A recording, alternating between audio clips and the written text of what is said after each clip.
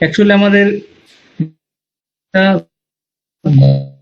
goal, আমাদের এই algorithm analysis করছি বা যে কোনো একটা প্রবলেম সলভ করার জন্য যে আমরা ডিফারেন্ট টাইপস অফ অ্যালগরিদমকে অ্যানালাইসিস করছি, তার অ্যাকচুয়ালি গোলটা কি?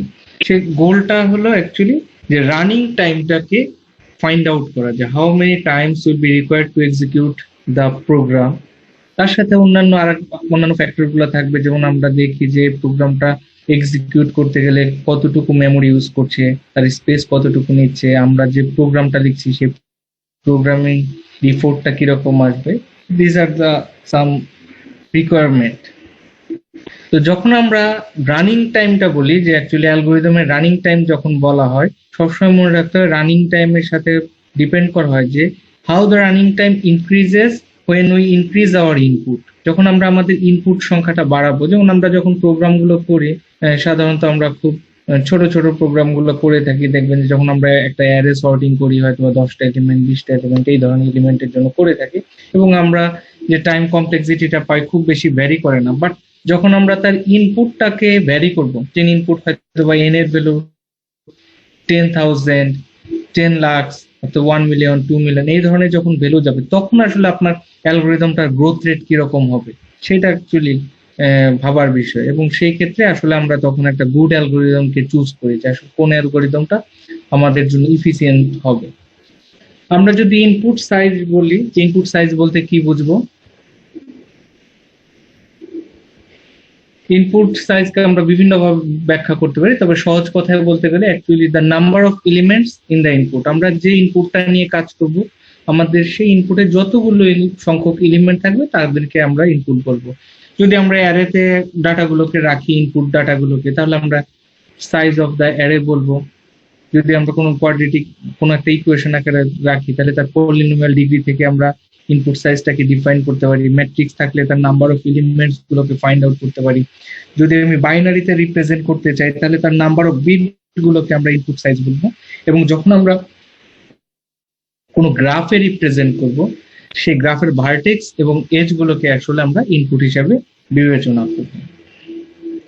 যখন আমরা অ্যালগোরিদমকে অ্যানালাইসিস করি, আমাদের কাছে সাধারণত 3 ধরনের অ্যানালাইসিস আসে, যে best case, worst case and average case.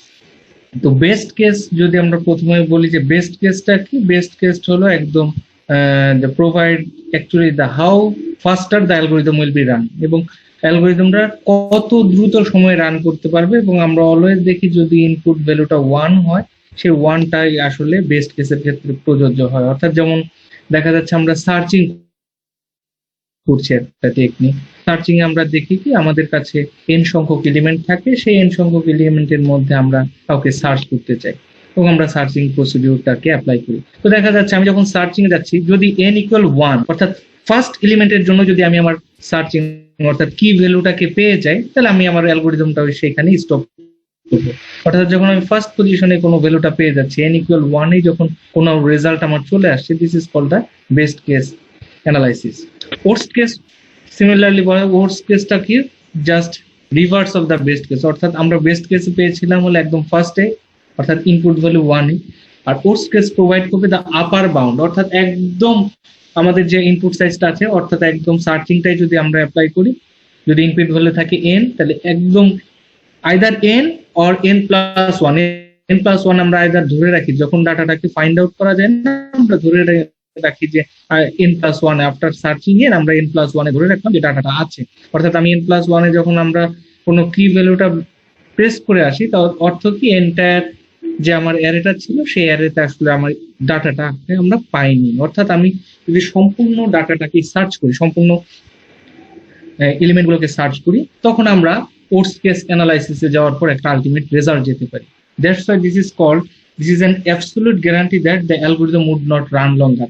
After worst case analysis, যখন আমি worst case analysis এ কমপ্লিট করলাম, অর্থাৎ n সংখ্যক ডাটাগুলোকে আমি যখন সার্চ করলাম, স্ক্যানিং করলাম, তখন কিন্তু আলটিমেটলি আমি একটা রেজাল্টে আসবো, যে আইদার আমার ডাটাটা কি পাওয়া গেল অথবা পাওয়া যায়নি, অর্থাৎ আমার সার্চিংটা কি successful or unsuccessful, successful or not. তখন কিন্তু আলটিমেটলি আমার এর পরবর্তীতে আমি একটা ডিসিশন থেকে কিন্তু আমরা এক্সিকিউট করবো, অর্থাৎ এরপরে আর অ্যালগোরিদমটা রান করবে না, no matter what the inputs আর। অর্থাৎ আমরা যে কোনো ইনপুট দিই না কেন, আলটিমেটলি আমরা একটা রেজাল্টে আসতে পারবো। Actually oats case is related to the upper bound. Upper bound বলতে আমরা বলছি যে আমরা যখন একটা ভ্যালু গুলা দিই, the lowest value is called the lower bound and the highest value is called the upper bound. তো আমরা যখন ওটস কেস অ্যানালাইসিস করব, সেই ওটস কেস অ্যানালাইসিসটা relevant to the upper bound and best case is relevant to the lower bound. আর এই আমাদের যে অ্যাকচুয়ালি যে রানিং টাইমটা হবে, সেই রানিং টাইমটা হবে low between this lower bound and upper bound. অর্থাৎ ম্যাক্সিমাম ক্ষেত্রে যে রানিং টাইমটা দেখা যায় যে সেটা অবশ্য লোয়ার বাউন্ড থেকে বড় হয় এবং আপার বাউন্ডে হয়তো বা কাছাকাছি বা আপার বাউন্ডের থেকে একটু ছোট আসে। এভারেজ কেসটা হলো আমাদের যেটা আমরা একটা প্রেডিকশন করি, যে আইদার সামটাইম অর্থাৎ কোথায় আমরা পেতে পারি একটা প্রেডিকশন রেজাল্ট। সেই প্রেডিকশন রেজাল্টটা ম্যাক্সিমাম অনেক ক্ষেত্রে দেখা যাচ্ছে এভারেজ কেসটা অনেকটা ওর্স্ট কেসের সাথে সিমিলারিটি হয়ে যায়।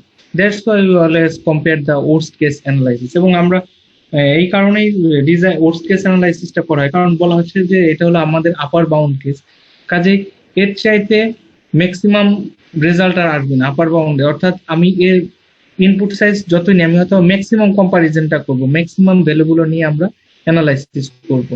কাজে আমরা যখন দুটো অ্যালগোরিদমকে যদি পাশাপাশি আমরা ডিজাইন করি to solve the same problem, আমরা দুটো অ্যালগোরিদমকে অ্যানালাইসিস করব, করে অ্যালগোরিদম 1 এর যে গ্রোথ রেট হবে এবং অ্যালগোরিদম 2 এর যে গ্রোথ রেট হবে, এই দুটার মধ্যে যার গ্রোথ রেটটা কম আসবে আমরা সেই অ্যালগোরিদমটাকে অ্যাকচুয়ালি আমরা গুড অ্যালগোরিদম বলবো এবং আমরা পরবর্তীতে সেই অ্যালগোরিদমটাকে ইউজ করব। আমরা কিছু এক্সাম্পলের মাধ্যমে আমরা দেখবো সেই অ্যালগোরিদম অ্যানালাইসিস গুলো।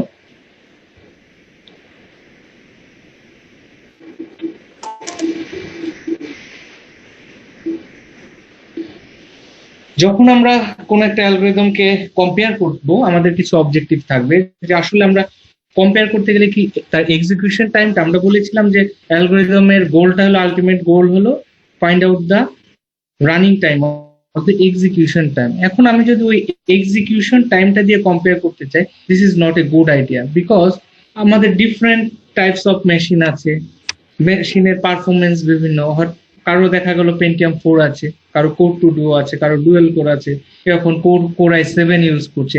কাজেই দেখা গেল একটা প্রবলেম যদি আমি বলি, সেম প্রবলেম আমি যদি ডিফারেন্ট মেশিনে রান করি, তাহলে সে মেশিন টু মেশিনের পারফরমেন্স উপর ডিপেন্ড করে তার এক্সিকিউশন টাইমটা কিন্তু ভ্যারি করতে পারে। কাজে শুধুমাত্র আমি যদি মেশিনের এক্সিকিউশন টাইমটাকে কম্পেয়ার করি, this is not a good idea. একইভাবে আমরা যদি বলি যে the number of statements execute, একটা প্রোগ্রামে কতগুলো প্রোগ্রাম, আমরা যেরকম আমরা অ্যানালাইসিস গত ক্লাসে দেখেছিলাম যে প্রোগ্রামগুলোর কতগুলো স্টেটমেন্ট আছে, সেই স্টেটমেন্টের সাথে আমরা একটা কস্ট কে মেজার করে আমরা একটা কস্ট অ্যানালাইসিস করেছিলাম। তো আমরা যদি মনে করি যে আমাদের প্রোগ্রামে, এন্টায়ার প্রোগ্রামে কতগুলো স্টেটমেন্ট আছে, সেই স্টেটমেন্ট গুলোকে আমরা এক্সিকিউট করব, দেন আসলে এটা ডিপেন্ড করবে পার্সন টু পার্সন। দেখা গেল যে একই প্রবলেম যখন আমাদের ডিফারেন্ট প্রোগ্রামার ইউজ করছে, তার প্রোগ্রামের গুলো স্টেটমেন্ট গুলো ভ্যারি করতে পারে, অথবা তার স্টাইল, অর্থাৎ ইন্ডিভিজুয়াল প্রোগ্রাম টু প্রোগ্রাম তার প্রোগ্রামিং যে কোডিং গুলো কিন্তু ভ্যারি করে। যখন কোডিং গুলো আমার ভ্যারি করবে, তার স্টেটমেন্ট গুলো কিন্তু আমাদের ভ্যারি করবে। কাজে আমি নাম্বার অফ স্টেটমেন্ট গুলোকেও কিন্তু আমরা কম্পারিজনে আমরা গুড আইডিয়া বলতে পারিনি। সেই ক্ষেত্রে সবচাইতে আইডিয়াল সলিউশন হবে হলো আমাদের, আমরা যে রানিং টাইমটা বের করব, আলটিমেট যে আমাদের গোল, যে we have to find out the running time of an algorithm, সেই রানিং টাইমটাকে যদি আমরা একটা ফাংশন আকারে রাখতে হবে, এবং ফাংশনটা কি, ফাংশনটা হবে হলো তার ইনপুট সাইজ n, এবং সেটাকে আমরা রিপ্রেজেন্ট করি actually the function of n। অর্থাৎ আমরা যে তার রানিং টাইমটাকে রিপ্রেজেন্ট করব সেটা f অফ n আকারে, যেখানে n is the number of input. এবং আমরা বিভিন্ন ফাংশন গুলোকে, ডিফারেন্ট ফাংশন গুলোকে আমরা কম্পেয়ার করব, কম্পেয়ার করার পর then will go a concrete result. এবং আমরা ওইখান থেকে বলতে পারবো, এইভাবে যদি আমরা কোনো একটা অ্যানালাইসিস করি, তাহলে আমরা সেই অ্যানালাইসিসটাকে বলতে পারবো মেশিন ইন্ডিপেন্ডেন্ট। কারণ সেই ক্ষেত্রে আপনি যে কোনো মেশিনে রান করেন না কেন, সেটা depend on the function, not the machine. আমরা এখানে যেমন আমরা প্রিভিয়াস ক্লাসে যে প্রবলেম গুলো করেছিলাম, যেমন এখানে আমরা দুটো অ্যালগোরিদম ইউজ করেছি। দেখেন এখানে একটা অ্যালগোরিদম, দেয়ার আর সাম স্টেটমেন্ট। দেখেন এখানে আমরা কিছু অ্যারেতে কিছু ভ্যালু রাখছি 0 থেকে n-1, অর্থাৎ আমরা অ্যারেতে কিছু ভ্যালু পুট করে আসছি। তাহলে এইটা একটা যদি আমাদের স্টেটমেন্ট হয় তাহলে তার একটা কস্টিং আছে ফর লাইন 1, লাইন 1 এর জন্য তার কস্টিংটা হলো C1, ফর লাইন 2 এটাকে বলছে, অর্থাৎ ইন্ডিভিজুয়াল প্রত্যেকটা লাইনে আমরা একটা কস্টিং দিলাম। এখন যদি আমরা বিবেচনা করি এখানে আসলে কত সংখ্যক লাইন আছে, আমরা 0 থেকে n-1 নিয়েছি, অর্থাৎ তার মানে টোটাল কাউন্ট হলো আমরা বলি এখানে টোটাল n সংখ্যক স্টেটমেন্ট আছে। কাজে আমরা যদি বলি যদি আমি টোটাল টাইমটাকে এক্সিকিউট করতে চাই তাহলে টোটাল কস্টিংটা কত হবে C1 C1 C1 এভাবে আসলে n ইনটু C1, অর্থাৎ এটা হলো তার টোটাল কস্টিং। ঠিক একইভাবে আমরা যদি অ্যালগরিদম 2 টাকে ডিজাইন করি তাহলে এখানে একটা লুপিং করা আছে, সেই লুপিং এ আমরা দুটো কস্টিং, অর্থাৎ এই লুপটা যখন চলছে আমরা যদি বলি এই লুপের কস্টিংটাকে বলেছি আমরা C2, আর যখন আমরা এই অপারেশনটাকে বলেছি সেই অপারেশনটাকে বলেছি C1, অর্থাৎ এখানে দুটো আলাদা আলাদা স্টেটমেন্টে দুটো ওয়ার্ক পারফরমেন্স করেছে। আর যেহেতু এখানে আমাদের প্রত্যেকটা স্টেটমেন্ট আমাদের একই কাজ করেছিল, আমরা ভ্যালুগুলোকে অ্যাসাইন করছিলাম, যার জন্য প্রত্যেকটা কস্টিংকে আমরা C1 বলেছি। এখন আমরা যদি দেখি C2 অ্যাকচুয়ালি কতবার রান করবে, যেহেতু স্টার্ট করেছে 0 থেকে লেস দেন n, তার মানে এই প্রোগ্রামটা n পর্যন্ত অ্যাকচুয়ালি n পর্যন্ত, অর্থাৎ তার কম্পারিজন যদি হয় 0 থেকে n, সে যখন লেস দেন n, অর্থাৎ আমরা এটা বলেছিলাম এখানে টোটাল নাম্বার যা থাকবে তার চাইতে একবার বেশি সে মুভ করবে, অর্থাৎ C2 যে কস্টিং C2 কস্ট সেখানে টোটাল নাম্বার অফ এক্সিকিউশন হবে n+1, এটা গত ক্লাসে আমরা আলোচনা করেছি। এই প্রোগ্রামটা যদি n+1 হয় তার বডিটা এক্সিকিউট করছে কত সংখ্যক n সংখ্যক, এটা যদি less than 0 to less than n হয় তার মানে পুরোটা যদি এর বডিটা এক্সিকিউট করবে n সংখ্যক, কাজেই C1 এরটা হলো আমাদের বলতে পারি কি n, কাজে কস্টিংটা আমরা বলতে পারি C2 হলো n1 প্লাস n এবং C1 এর ক্ষেত্রে হলো 1 to n। কাজে প্রোগ্রামটাকে যদি আমরা ফাংশন আকারে রাখি তাহলে দেখা যাচ্ছে এই প্রোগ্রামটাও দিচ্ছে দেখেন একটা cn an, এটা দিচ্ছে an প্লাস b। এখানে আমরা অ্যালগরিদম 3 আর একটা দেখি, একটু খেয়াল করেন, এখানে আমরা বলছি এখানে তিনটা ডিফারেন্ট কস্ট দিয়েছি, সাম ইকুয়াল 0 এটাকে বলছি C1, এখানে আমরা দুটো ফর লুপ ইউজ করেছি এবং তার এই সেকেন্ড ফর লুপে আমরা স্টেটমেন্ট দিয়েছি এবং আমরা অ্যাকচুয়ালি এটা হলো কি একটা অ্যারে অপারেশন করছি। অ্যারেতে যখন আমরা 2 ডাইমেনশনাল অ্যারেতে আমরা ভ্যালুগুলো রাখছি। এখন দেখা যাক এইখানে যদি বলি এটা এই প্রোগ্রামটাও কয়বার এক্সিকিউট করছে, অনলি 1 টাইমস, এর জন্য C1। জি স্যার। এই প্রোগ্রামটা যদি হয় তাহলে এই প্রোগ্রামটা রান করবে কত n+1 টাইম, এটা n+1।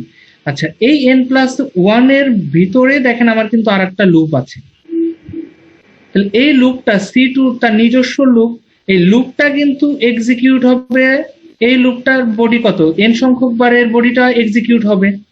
জি স্যার। কাজে C2 টা এই বডিতে n সংখ্যক বার এক্সিকিউট হবে, প্লাস সে নিজে কিন্তু n+1 সংখ্যক বার এক্সিকিউট হবে। জি স্যার। নেক্সট আমরা যদি এই স্টেটমেন্টটা দেখি তাহলে এই স্টেটমেন্ট লাস্ট আসছে হলো এই লুপের থেকে, তাহলে এই লুপের বডিটা হলো n সংখ্যক বার এক্সিকিউট করবে,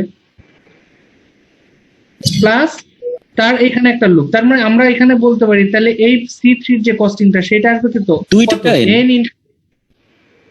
n স্কয়ার। তো এইভাবে আমরা আসলে কস্ট গুলোকে মেজার করতে পারি। তাহলে এখন আমরা এইভাবে আমরা যদি কস্ট গুলোকে মেজার করি then we will find a general solution, এবং ওই সলিউশন থেকে আসলে আমরা তাদের গ্রোথ রেটটা বের করি। যেমন এখানে আমাদের একটা ইকুয়েশন আসছে কোয়াড্রেটিক ইকুয়েশন, আমরা যদি n স্কয়ারের ফর্ম দেখি এখানে একটা স্ট্রেট লাইন ইকুয়েশন ছিল an+b এই ধরনের। তো এই গ্রোথ রেটটাকে আমরা বলছি যখন আমরা কোনো কম্পেয়ার করব টু অ্যালগরিদম, ধরলাম একটা অ্যালগরিদমের রানিং টাইম হলো ফাংশন অফ n, অ্যানাদার অ্যালগরিদমের রানিং টাইম হলো g অফ n, তখন আমরা বলবো যে how fast each function grows, অর্থাৎ প্রত্যেকটা ফাংশন কিভাবে গ্রোথ করে, এটাকে বলছিল অ্যাকচুয়ালি আমাদের the rate of growth. And আমরা এই ফাংশনটাকে কম্পেয়ার করবো তার লিমিট আকারে, that is the asymptotically. Asymptotically বলতে বোঝায় যে অ্যাকচুয়ালি অ্যাজিমটেটিক্যালি বোঝায় যে আমার কি কন্টিনিউয়াস, সে কি করবে একটা স্ট্রেট লাইনে কার্ভের অ্যাপ্রোচ দিয়ে যাবে কিন্তু একটা ফিনাইট সিকোয়েন্স পর্যন্ত, যতক্ষণ পর্যন্ত আমরা তার লিমিট লিমিটটাকে সীমাবদ্ধ করব ততক্ষণ পর্যন্ত সে একটা কার্ভ আকারে একটা স্ট্রেট লাইনকে প্রোভাইড করবে। দ্যাট মিনস একটা আপনার কি হবে, একটা স্ট্রেট লাইন কার্ভ আকারে গ্রো হবে, অর্থাৎ আমি সেখানে ইনপুট সাইজটা জানি না, আমরা এন আকারে রিপ্রেজেন্ট করে দিব। দ্যাটস ওয়াই যে আমরা যখন আমাদের সেই গ্রোথ রেট গুলোকে বলি অ্যালগোরিদমে, সেই গ্রোথ গুলোকে আমরা আসলে বলি অ্যাসিম্পটোটিক গ্রোথ। আমরা যখন রেট অফ গ্রোথ করি তাহলে আমাদের কিছু মেজারমেন্ট থাকে, যে আসলে আমরা কস্ট গুলোকে কিভাবে মেজার করি। ফর এক্সাম্পল আমরা একটা কনসিডার করছি, যে আমরা একটা এক্সাম্পল নিলাম যে আমরা দুটো এনিমেলকে ক্রয় করলাম, একটাকে ধরলাম এলিফ্যান্ট আর একটাকে গোল্ডফিশ ফর এক্সাম্পল। এখন যদি বলি যে আমার টোটাল কস্টিংটা কত, তাহলে টোটাল কস্টিং দেখেন cost of elephants plus cost of goldfish. এখন এই এন্টায়ার কস্টিং এর মধ্যে আমি টোটাল এই কস্টটাকে আসলে একটা এলিফ্যান্টের যে কস্টিং হবে তার চাইতে গোল্ডফিশের কস্টটা খুবই নগণ্য, যার জন্য আমি টোটাল কস্টটাকে আসলে এই কস্ট অফ এলিমেন্টের সমানই বলতে পারি, অ্যাপ্রক্সিমেট বলা যায়। এই টার্মটা থেকে আসলে আমরা বলতে পারি যখন আমাদের কোনো একটা পলিনোমিয়াল ইকুয়েশন থাকবে, সেখানে বিভিন্ন ফাংশনে, যেমন আমরা এখানে একটা ইকুয়েশন দেখেন যেখানে n to the power 4 plus n square plus n plus এখানে একটা কনস্ট্যান্ট ভ্যালু আছে। এখন এই ফাংশনের যদি গ্রোথ রেট বের করি এবং দেখেন যে যখন অর্থাৎ n এর ভ্যালু যদি আপনি ধরলাম ফর এক্সাম্পল 10 হয়, 10 টু দি পাওয়ার 4 এর যে ভ্যালুটা আসবে আর 10 স্কোয়ারের যে ভ্যালু বা অনলি 10 যে ভ্যালু, সেগুলো কিন্তু 10 টু দি পাওয়ার 4 এর চাইতে অনেক অনেক ছোট একটা ভ্যালু আসবে। দ্যাটস ওয়াই আমরা যখন এই ভ্যালুগুলোকে যখন তার সাথে সামেশন করব আর এর নিজস্ব যে ভ্যালু প্রায় কি হবে, এই ভ্যালুটাই তার কাছাকাছি থাকবে টোটাল সাম করলে। যার জন্য আমরা যখন আমরা এই ধরনের কোনো অ্যালগরিদমকে অ্যানালাইসিস করি তখন তার হাইয়েস্ট যে অর্ডারটা থাকে সেই হাইয়েস্ট অর্ডারটাকে আসলে আমরা মেজার করি, লোয়ার যে অর্ডারগুলো আছে সেই লোয়ার অর্ডারগুলোকে আমরা স্কিপ করি। কাজে আমরা যদি ইকুয়েশনটাকে বলি তাহলে এটাকে বলবো actually the growth rate of n to the power 4, অর্থাৎ এই পুরো ফাংশনটা আসলে n to the power 4 যে গ্রোথ রেটে যাবে এই পুরো ফাংশনটাও ঠিক সেম গ্রোথ রেটে যাবে। এই পুরো ফাংশনটাও ঠিক n to the power 4 এর আকারে যে কার্ভটা আমার গ্রো হবে, এই ফাংশনটা ঠিক সিমিলার ওয়েতে একটা কার্ভকে ডিজাইন করবে। স্যার এটা এরকম এক্সাম্পল দিয়ে বোঝা যায় না? হ্যাঁ, একটা এরকম একটা এক্সাম্পল দিয়ে কি বোঝা যায় না স্যার, যে একটা মনে করেন যে কোকা কোলার দোকানে যদি মদ বিক্রি করার পারমিশন থাকে তাহলে তো 7 আপ বিক্রি করা এমনি যায়, তাই না? তো এরকম যখন n টু দি পাওয়ার 4 আসবে তখন n square by n by n to the power of Q easily সেটা সেম ইকুইলিব্রিয়াম চলবে, সেটা বলতে চাচ্ছি।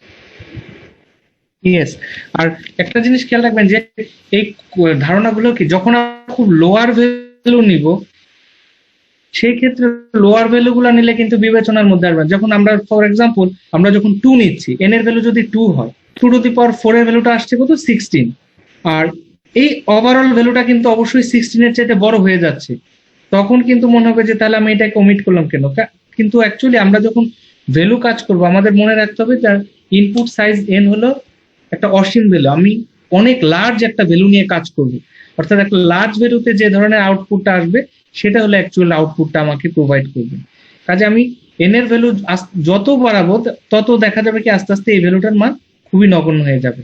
যার জন্য আমরা কি করি, দ্য হাইয়েস্ট অর্ডার যেটা আছে সেই হাইয়েস্ট অর্ডারটাকে আসলে আমাদের গ্রোথ রেটের ফাংশন হিসেবে মেজার করি, এবং আমরা যখন ফাংশন আকারে রিপ্রেজেন্ট করব তাকে যদি বিগ ও বলি বা বিগ থিটা বলি, বিগ ওমেগা বলি, তাহলে এই পুরো ফাংশনটাকে আমরা বলবো big O into the power 4 বা big theta into the power 4, big omega into the power 4। যখন আমরা এই নোটেশন গুলো দেখি আমরা বেসিক্যালি তিনটা নোটেশন সম্বন্ধে আজকে জানবো, এবং আমরা পরীক্ষার জন্য এই তিনটা নোটেশন আপনাদেরকে ভালোভাবে পড়তে হবে। যখন বিগ ও নোটেশন বলছি, এই বিগ ও নোটেশনটা রিপ্রেজেন্ট করবে লেস দেন, এই টার্মটা মনে রাখবেন, বিগ ওটা হলো লেস দেন, থিটা নোটেশন যেটা বলছি বিগ থিটা নোটেশন হলো greater than, and omega notation big omega notation is greater than, and big থিটার নোটেশন যেটাকে বলছি সেটা হলো ইকুয়ালিটি। অর্থাৎ আমরা দুটো ফাংশন বলেছিলাম, একটাকে বলছিলাম ফাংশন অফ এন আর একটাকে বলছিলাম আমরা হলো জি অফ এন। যদি আমাদের ইকুয়েশনটা এই ধরনের আসে যে ফাংশন অফ এন ভ্যালুটা যদি হয় less than or equal two G of N, অর্থাৎ জি অফ এন যে ফাংশনটা থাকবে তার চাইতে যদি ফাংশন অফ এন এর ভ্যালুটা ছোট হয় then we call the big O notation. এবং আপনারা খেয়াল করেন তাহলে ফাংশন অফ এনটা তাহলে জি অফ এন এর কি উপরে থাকবে না নিচে থাকবে, লাইজ করবে কোথায়, above G of N or below G of N? ছোট হবে। জি স্যার, কোশ্চেনটা যদি একটু Function of theta always lies below g of n. below g of n, below g of n।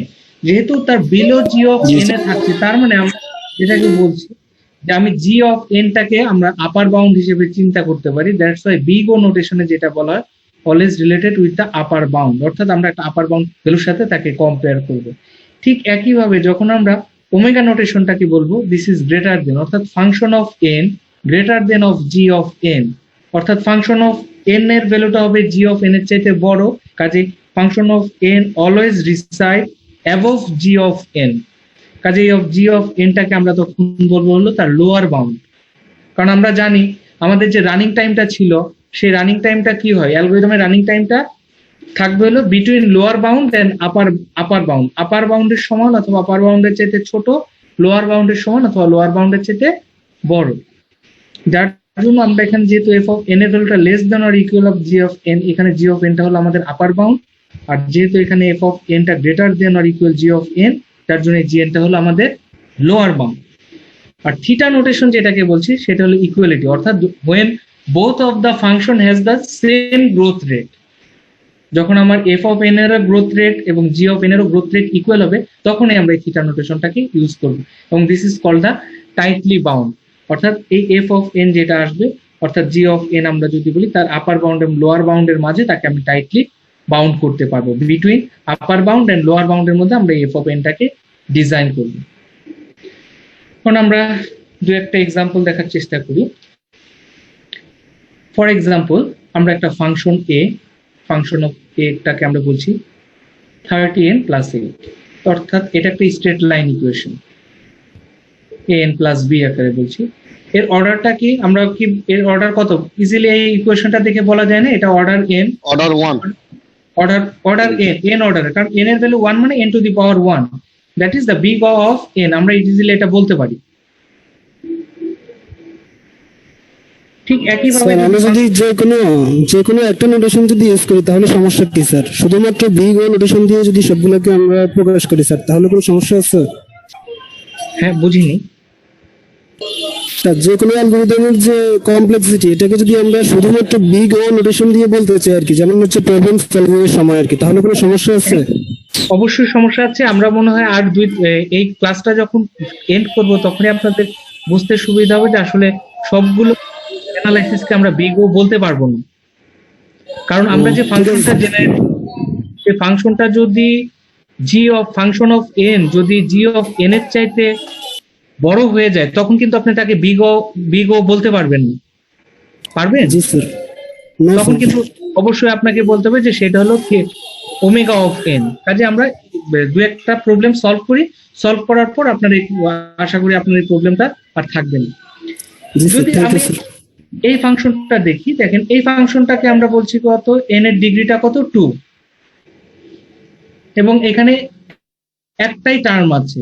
কাজে আমরা বলি যখন আমরা একটা ফাংশনকে রিপ্রেজেন্ট করব তখন আমরা তাকে বলছি big of N square, big of N square, it is at most রাফলি প্রপোর্শনাল টু এন স্কোয়ার। এখন আমাদের দেখতে হবে যে, এবং আমরা বলছি যে বিগ অফ এন স্কোয়ারের যে গ্রোথ রেট এটা কিন্তু obviously big O of N এর গ্রোথ রেটের চাইতে বড়, কারণ এন স্কোয়ারের যে গ্রোথ রেট আসবে এন এর চাইতে বড়, এটা আমরা ইজিলি বুঝতে পারি। যেমন আমরা যদি দেখি 30n প্লাস 8, আমরা একটু এই গ্রাফটা দেখি, খেয়াল করেন।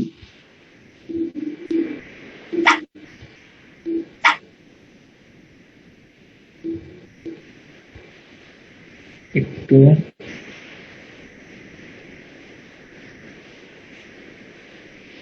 এই যে ফিগারটা 30n প্লাস, এটা হলো আমাদের বিগ অফ এন গ্রাফ বলা যায় না, এটা হলো বিগ অফ এন। এবং আমরা যদি একটা স্ট্রেট লাইন দেখি, আপনি এন এর ভ্যালু এখানে এন এর যত ভ্যালু দেন এখানে পিক করলে তার একটা করসপন্ডিং স্ট্রেট লাইন আমরা পেয়ে যাবো এই ধরনের। যখন আমরা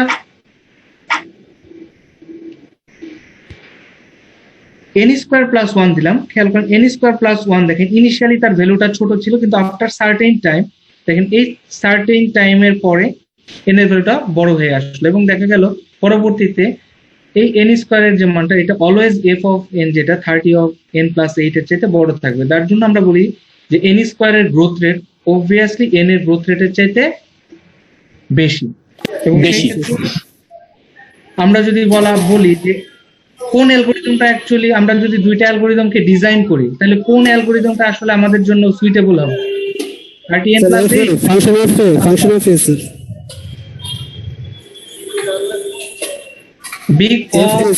বিগ অফ এন যেটা, এই অ্যালগরিদমটা অবভিয়াসলি আমাদের জন্য সুইটেবল হবে, কারণ তার টাইম কমপ্লেক্সিটিটা কি হবে, অর্থাৎ এক্সিকিউশন টাইমটা কম লাগবে, বাট এটার এক্সিকিউশন টাইমটা কি হবে, অনেক বেশি আসবে। জি স্যার। ওকে, এখন এই যে আমরা কিছু এক্সাম্পল যদি দেখি, দেখেন এটা আমাদের একটা পলিনোমিয়াল ইকুয়েশন, তার এটাকে আমরা কত বলতে পারি, তার অর্ডার 4, কাজে এটাকে আমরা বিগ অফ 4 বলা যায়, big of g, sir. Into the power 4, এটা বিগ অফ n কিউব, এবং যখন আমরা বলছি n কিউব মাইনাস n তো বিগ অফ n কিউব এটা বলছি। জি, আর স্যার। যখন আমরা একটা কনস্ট্যান্ট ভ্যালু থাকে, আসলে কনস্ট্যান্ট ভ্যালুগুলোকে আমরা কিভাবে রিপ্রেজেন্ট করি, সেখানে n এর ভ্যালু নাই, ওয়ান স্যার, ওয়ান স্যার। হ্যাঁ মানে actually n to the power 0, that is the value of 0 কোনো কিছু power 0 means the value of 1, always কনস্ট্যান্টের যে ফ্যাক্টরটা আসে সেটাকে বলছি আমরা বিগ অফ 1। আসি আমরা আমাদের সেই প্রিভিয়াস এক্সাম্পলটাতে যাই। যদি আমরা দেখেছিলাম, আমরা যখন লগারিদম ডিজাইন করেছিলাম এই ভ্যালুটা ছিল c1n, এটাও ছিল c1 plus c2 into n divided by plus c2। তাহলে এই দুটো অ্যালগরিদমেরই যদি আমি বলি তাহলে তার গ্রোথ অর্ডারটা কিরকম হবে, বিগ অফ n বলা যায়। সিমিলারলি অ্যালগরিদম 3 যেটা ছিল, তাহলে এই অর্ডারটাকে আমরা কি বলতে পারি, এখানে n স্কোয়ার আছে, এখানে n আছে, তাহলে হাইয়েস্ট অর্ডারটা হলো n স্কোয়ার, কাজে এটাকে বলতে পারি বিগ অফ n স্কোয়ার। কাজে আমরা তিনটা অ্যালগরিদম যখন ডিজাইন করলাম, তো both of the algorithm 1 and algorithm 2 is suitable than algorithm 3। আচ্ছা, আমরা ওই শর্ট টাইমের কারণে, ডিউরেশনের কারণে, একটা লিমিটেশনের কারণে আমাদের সেশনটা শেষ হয়ে যায়, তো আমরা সেশনটা শেষ হয়ে গেলে আমরা যদি লেকচারটা কমপ্লিট হয় আমরা আর একটা সেশন শুরু করব। আর জুমে যখন জুমে ক্লাসটা নিলে আমরা হয়তো বা চেষ্টা করবো যে যদি সেশনটা শেষ হয় তো 5 মিনিট ব্রেক দিয়ে আবার নতুন সেশনটা শুরু করবো আর কি। Okay sir. এখন আমরা দেখি বিগ ও নোটেশনটা। আমরা এই তিনটা নোটেশন যখন দেখবো আপনারা একটু কাইন্ডলি বোঝার চেষ্টা করবেন, কারণ এটা বুঝতে না পারলে আসলে পরবর্তীতে আমাদের যখন প্রবলেমগুলো থাকবে সেই প্রবলেমগুলো সলভ করা একটু টাফ হয়ে যাবে। খেয়াল করেন, আমরা যখন বিগ ও নোটেশনটাকে ডিফাইন করব, বিগ ও নোটেশনে আমরা বলছি function of n equal g of, বা big of g n equal function of n. এইখানে there exist a positive constant c, আমরা একটা পজিটিভ কনস্ট্যান্ট সি পাবো এবং এন নট পাবো। কিরকম, যেখানে এফ অফ এন এর ভ্যালু অবশ্যই হবে 0 ইকুয়াল, অর্থাৎ আইদার ইকুয়াল অথবা 0 চাইতে বড়, অর্থাৎ এই দেখেন এফ অফ এন এর মানটা 0 থেকে শুরু হয়ে দেন তার চাইতে বড় আসছে, অর্থাৎ তার নেগেটিভ ভ্যালু আসবে না, এবং এই ভ্যালুটা অবশ্যই less than or equal to থাকবে c into g n for all of n is greater than n not. এটা আমরা লাস্ট ক্লাসে বলেছিলাম বিগ ও নোটেশনে, যেখানে এন এর মানটা কি হবে সমস্ত, অর্থাৎ এন নটের আমরা যে ভ্যালুটা চুজ করব এন এর মানটা হবে এন নটের চাইতে, এন নটের ইকুয়াল অথবা এন নটের চাইতে বড়। This is true for all values greater than or equal N not. এবং আমরা যদি দেখি ইকুয়েশনটা, এখানে দেখেন আমরা ক্যালকুলেশন কিন্তু করছি ফাংশন অফ এন, তাই তো, compare to C of GN.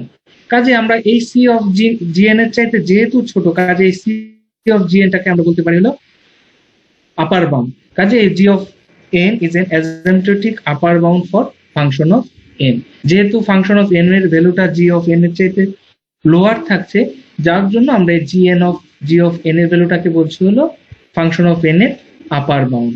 কাজে আমাদের কনসেপ্টটা রাখতে হবে, আমরা যে ক্যালকুলেশনটা করব ফাংশন অফ n জন্য always less than or equal c g n হয়, এটা হলো আমাদের কন্ডিশন। এখন আমাদের যদি আমাদের স্টেটমেন্টে আমাদের যে ইকুয়েশন গুলো থাকবে, যদি এই ইকুয়েশনটাকে স্যাটিসফাই করে, যে সমস্ত ইকুয়েশন এই কন্ডিশনটাকে স্যাটিসফাই করবে তাদেরকে আমরা বিগ ও দ্বারা রিপ্রেজেন্ট করতে পারবো। আর যারা এই কন্ডিশনটা স্যাটিসফাই করবে না তাদেরকে কিন্তু আমরা বিগ ও দ্বারা রিপ্রেজেন্ট করতে পারবো না, তাদেরকে আইদার আমাদের ওমেগা বা থিটা দ্বারা রিপ্রেজেন্ট করতে হবে। স্যার এখানে সি অফ জি এনটা স্যার এটা অ্যাকচুয়ালি কি স্যার? সি অফ জি এনটা সি হলো আমাদের একটা কনস্ট্যান্ট ভ্যালু। আমরা দেখবো এটাকে এক্সাম্পলে যায়, অর্থাৎ আমরা এই ফাংশনটাকে তো ডিজাইন করছি, অর্থাৎ আমরা সি একটা কনস্ট্যান্ট ভ্যালু নিচ্ছি এবং এন নট কে একটা চুজ করব। অর্থাৎ এরকম ভাবে আমাদের সি এবং এন নট এর ভ্যালু চুজ করতে হবে যাতে সি এবং এন নট এর ভ্যালুর জন্য কি হয়, আমার এই কন্ডিশনটা স্যাটিসফাই করে। অর্থাৎ আমি এই ধরনের কোনো মান নিব না যে যার জন্য কন্ডিশনটা ফলস আসে। আমরা দেখি একটু, আমরা একটা এক্সাম্পল সলভ করি, তখন আমরা বুঝতে পারবো। Okay sir. Big of GN কি বলছে? বিগ অফ জিএন যেটা বলছি ইজ দ্য সেট। সেট বলতে কি বুঝি আমরা? সেট বলতে বলি collection of same data type, তাই না? যেখানে আমরা কালেকশন থাকবে উইদাউট রিপিটেশন। তাহলে বিগ অফ যেটাকে বলছি the set of functions with smaller, অর্থাৎ আমরা যদি বলি যেমন এখানে খেয়াল করেন এটা হলো বিগ ও এন স্কোয়ার, অর্থাৎ জি অফ এন এর অর্ডারটা কত? এখানে এন স্কোয়ার। কাজে এইখানে যে সেটটা হবে, যে সমস্ত অ্যানাদার ফাংশন গুলো থাকবে, অর্থাৎ এগুলো হলো আমাদের এফ অফ এন, এগুলো যে আমাদের বিগ, এটা হলো বিগ ও জি এন যদিও এন স্কোয়ার, তাহলে এখানে যে আদার এটা হলো আমাদের এফ অফ এন, এটা হলো অ্যানাদার এফ অফ এন, এটা এফ অফ এন, এটা এফ অফ এন। আমরা যে অ্যানাদার ফাংশন গুলোকে বলছি তারা হবে কি with smaller or same order, অর্থাৎ আইদার এন স্কোয়ার থাকবে অথবা এন স্কোয়ারের চাইতে ছোট হতে হবে। এটা একটু বোঝার চেষ্টা করুন। অর্থাৎ আমরা যখন বিগ ও নোটেশনে নিব, এফ অফ এন এর অর্ডার হতে হবে অবশ্যই জি অফ এন এর ইকুয়াল অথবা জি অফ এন এর চাইতে ছোট। যদি এফ অফ এন এর অর্ডার জি অফ এন এর চাইতে বড় হয়ে যায় তাহলে কখনোই তাকে আমরা বিগ ও নোটেশন বলতে পারবো না। ক্লিয়ার? জি স্যার।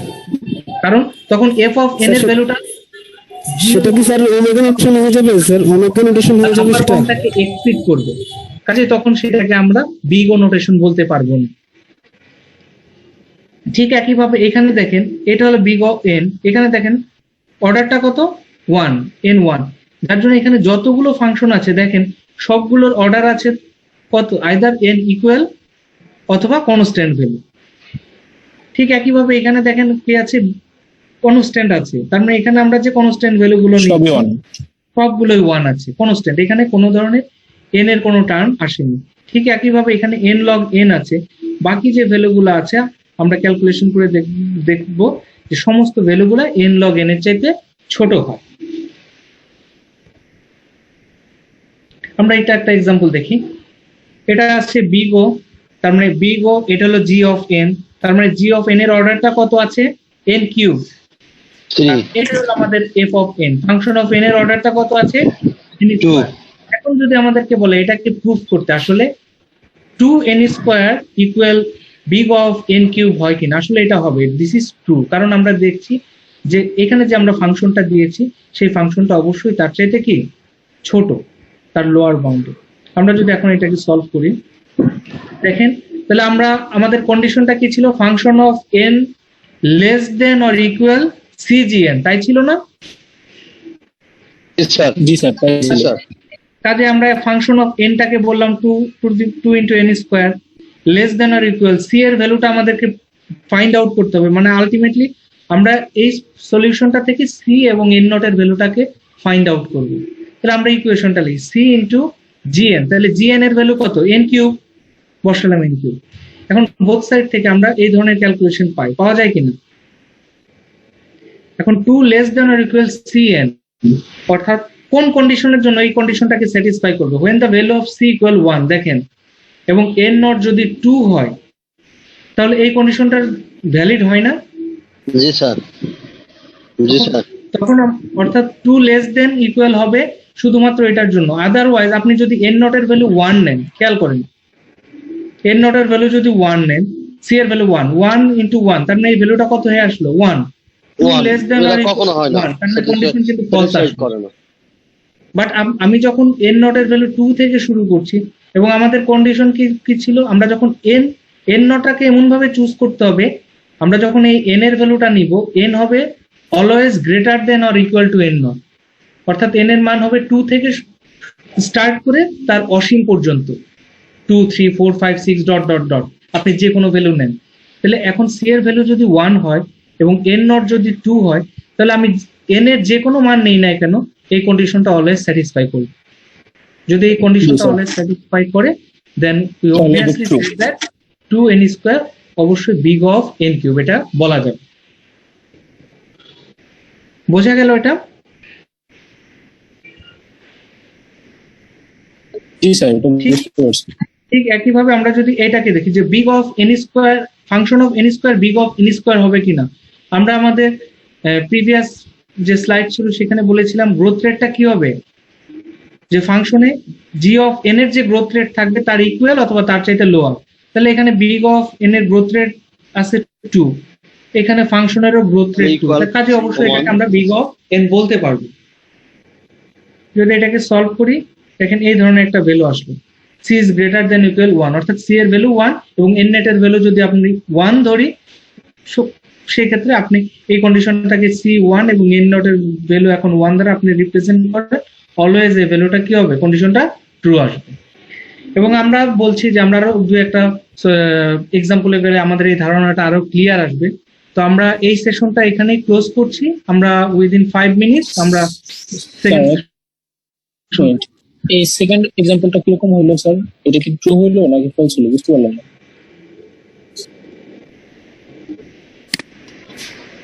ট্রু হয়েছে ভাই।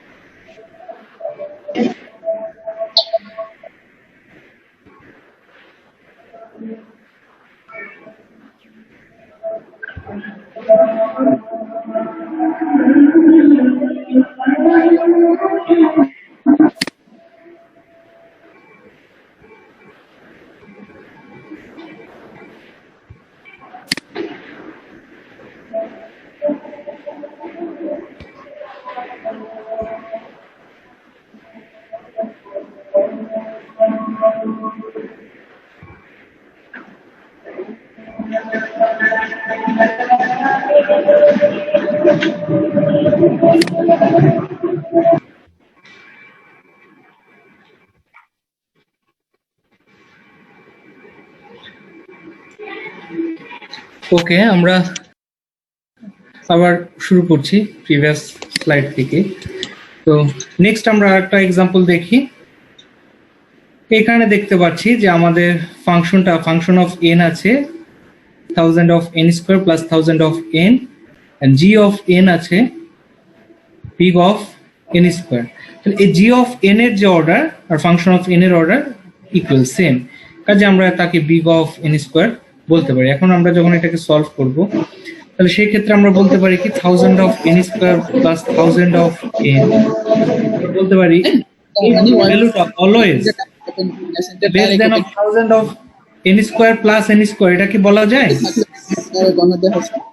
1000 অফ এন স্কোয়ার আছে, আমি 1000 অফ এন স্কোয়ার নিলাম, আর 1000 অফ এন এর চাইতে অলওয়েজ এন স্কোয়ারের ভ্যালুটা বড় হবে। কাজে জি স্যার। যখন আমরা অ্যাড করব, কাজে এই ভ্যালুটা অলওয়েজ এই ভ্যালুটার চাইতে লোয়ার থাকবে। কাজে এটাকে অ্যাড করলে আমি বলতে পারি 1000 অফ 1 এন স্কোয়ার। কাজে আমরা যদি এখন ফাইন্ড আউট করি কোশ্চেনটা, তাহলে এটা হলো আমাদের ফাংশন অফ এন, এটা হলো সি, করে দেখলি না ভিডিও দেখতেছি তোর ফেসবুকে কাজে সি এর ভ্যালুটা আমরা কিন্তু ফাইন্ড আউট করতে হলো 1000 এর স্কয়ার, এবং এই কন্ডিশনটা কার জন্য প্রযোজ্য? এন নট এর ভ্যালু 1000। কেন 1000 আমরা বললাম? আমরা কিন্তু এটাকে বিবেচনা হিসেবে এনেছিলাম। আমরা যখন 1000 অফ এন ছিল, এই 1000 অফ এন এর রিপ্লেসমেন্টে আমরা এন স্কয়ার নিয়ে আসি। আমরা এটা একটু ডিটেইলস দেখি।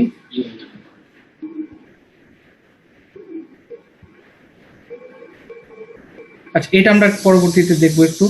এই কন্ডিশনটাও ট্রু হবে, যেহেতু বিগ অফ এটা ছিল কত জি অফ এন এর অর্ডার 2 আর এটা হলো 1, কাজে এটা অবশ্যই বিগ ওর মধ্যেই পড়বে। আমরা যে ভ্যালুটা বলছিলাম, কেন কিভাবে আমরা চুজিংটা n নট ইকুয়াল 1000 করেছিলাম এবং সি 1000 অফ 1, দেখেন আমি যে কন্ডিশনটা পাচ্ছি এই ধরনের, যদি n 1 হয়, আমরা যদি n এর ভ্যালু 1 ধরতাম, অর্থাৎ n নট এর ভ্যালু যদি 1 হতো, তাহলে কি হতো এই কন্ডিশনে? দেখেন 1000 ইন্টু 1 স্কোয়ার প্লাস 1000 ইন্টু 1, এখানে ছিল 1000 of n square plus n square.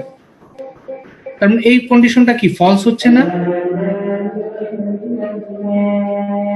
কারণ এই ভ্যালুটা আর এই ভ্যালুটা জি সেম। স্যার।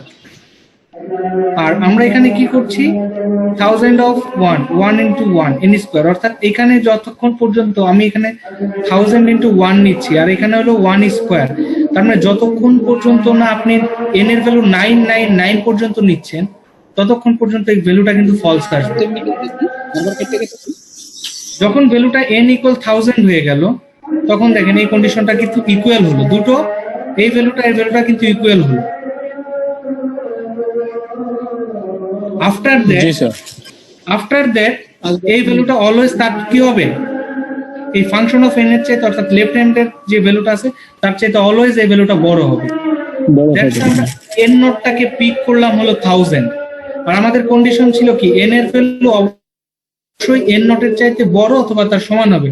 তার মানে আমরা 1000 এর চাইতে বড় যে কোনো ভ্যালুর জন্য n এর ভ্যালু যদি 1000 বা তার চাইতে যে কোনো বড় ভ্যালু হয় তাহলে, এবং c এর ভ্যালু যদি 1000 অফ 1 হয়, সেই ক্ষেত্রে আমরা আমাদের এই কন্ডিশনটাকে স্যাটিসফাই বলতে পারবো। অন্য কোনো কন্ডিশনে কিন্তু এটা স্যাটিসফাইবল হবে না।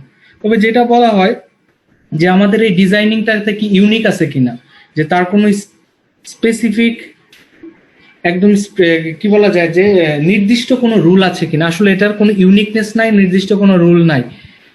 প্রত্যেকে তার নিজের মতো করে যখন চিন্তা ভাবনা করবেন, তখন তার আইডিয়াগুলোকে বিভিন্নভাবে জেনারেট করতে পারেন। আমরা সেই ক্ষেত্রে দুই একটা এক্সাম্পল দেখব। আর একটা দেখি যে আসলে n এবং n নট এর ভ্যালুগুলা বা c এর ভ্যালুগুলা কেন প্রযোজ্য হয়, কেন n নট এর ভ্যালুটা কেন আসলে আমার এই অ্যাসাইম্পটোটিক নোটেশনে একটা ভাইটাল পার্ট হিসেবে বিবেচিত হয়। আমরা এইটাকে বলছি 30n plus 8 is big of n, এটাকে বলা যায় কারণ এটা হলো g অফ n আর এটা function of n, both are the same order, কাজে আমি 30n plus 8 K big of n অবশ্যই বলতে পারি। এখন এই কন্ডিশনটাকে ট্রু হওয়ার জন্য দেখেন এটাকে বলেছে, শো করতে বলেছে যে এটাকে আমরা বলি যে কি সাম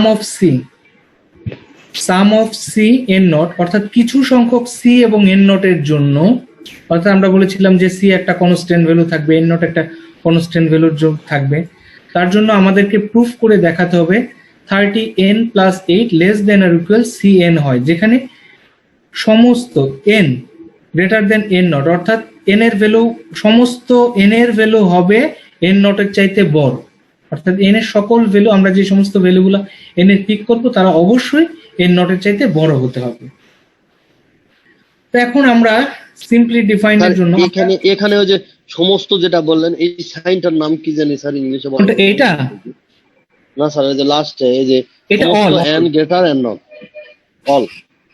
all যখন আমরা এই সিম্বলটাকে ইউজ করি, this is for all and this is for some, কিছু সংখ্যক ভ্যালু, এটা সকল ভ্যালু, অল n।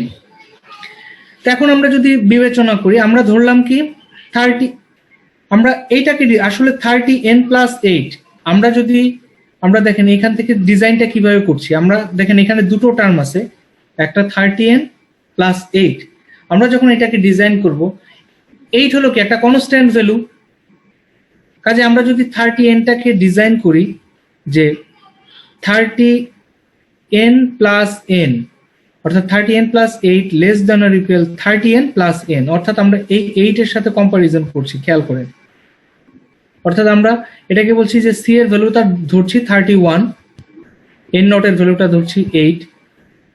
কেন ধরলাম n নট এর ভ্যালুটা? এখানে দেখেন 8 ভ্যালুটা, অর্থাৎ আমরা যে প্রিভিয়াস যে ডিজাইনটা করেছিলাম একটু খেয়াল করেন, যখন আমরা এই ভ্যালুটাকে সাজিয়েছিলাম 100,000 n square plus 1000 of n less than, কিভাবে ডিজাইন করেছিলাম, এখানে n স্কোয়ারের যে ভ্যালুটা আছে আমি সেই ভ্যালুটা পিক করেছিলাম, বাট এখানে যে ভ্যালুটা আছে তার চাইতে বড় একটা ভ্যালু আমরা এখানে বিবেচনা করেছিলাম। ঠিক একইভাবে আমরা যদি এখানে যদি 30n থাকে, আমি রাইট হ্যান্ড সাইডেও যদি 30n এর জায়গায় 30n লিখি, তার মানে ইকুয়াল প্লাস এখানে আছে কত 8, আমি যদি 30n এর পরে প্লাস n লিখি, 30n প্লাস n, তার মানে অবভিয়াসলি 8 তো ফিক্সড কনস্ট্যান্ট, বাট n এর ভ্যালু তো আমি যদি n টা যদি 8 এর চাইতে বড় হয়, কাজে 30n প্লাস n অবশ্যই 30n প্লাস 8 এর চাইতে বড় হবে, বলা যায় না?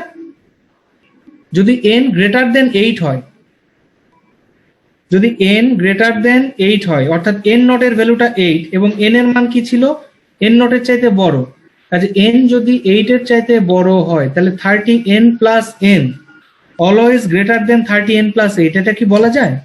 জি স্যার। অবশ্যই। বলা যায়। কাজে 30n প্লাস n কে আমরা বলছি 31n। কাজে আমরা এখন বলতে পারবো কি 30n plus 8 less than equal to 31n। এখানে 31টা হলো c করেসপন্ডিং, অর্থাৎ এটা 30n প্লাস 8 টাকে বলছি cn, তাহলে c এর ভ্যালু কত পাচ্ছি 31, আর n নট এর ভ্যালুটা কত পাচ্ছি 8। আমরা এখন এই এক্সাম্পলটা একটু পিক্টোরিয়াল বোঝার চেষ্টা করি, তাহলে আরো ক্লিয়ার হবে।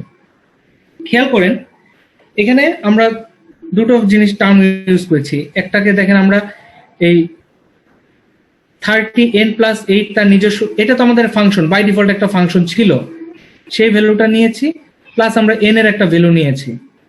এখন দেখেন তাহলে এই স্ট্রেট এটা হলো x প্লাস b, তাহলে 30n প্লাস 8 একটা ইকুয়েশন পেলাম, আর এটা হলো আমাদের n এর ইকুয়েশন, অর্থাৎ n এর ভ্যালু বাড়ছে অ্যাকর্ডিং টু টাইম, অর্থাৎ ইনক্রিজিং n বেড়ে, তার কি হচ্ছে ভ্যালু ফাংশন অফ n এর ভ্যালুটা তোমার ইনক্রিজ করছে। এখন আমরা যদি এখান থেকে দেখি যে 30n প্লাস 8 যে ভ্যালুটা, এই ভ্যালুটা দেখেন সব সময় n এর চাইতে বড় না, সব সময় n এর চাইতে বড়, জি স্যার বড়। তাই না? তার মানে 30n প্লাস 8 কখনোই কিন্তু n এর চাইতে ছোট হচ্ছে না, হচ্ছে? স্যার এটা ওই অনেকটা হ্যাঁ, বিগ স্যার। অফ ওই যে গ্রাফটা যেটা দেখালেন না স্যার, ওইটার মতো না অনেকটা? আচ্ছা, এই যে- এখন আমরা আরেকটা গ্রাফ দেখি। আমরা প্রিভিয়াস আমরা ডিজাইনটা করে আসছিলাম কি, সি এর ভ্যালুটা কত ধরেছিলাম 31, তাই না? জি স্যার। এখন আমরা 31n আর একটা গ্রাফ ড্র করি, cn যেটা 31n যদি আর একটা গ্রাফ ড্র করি,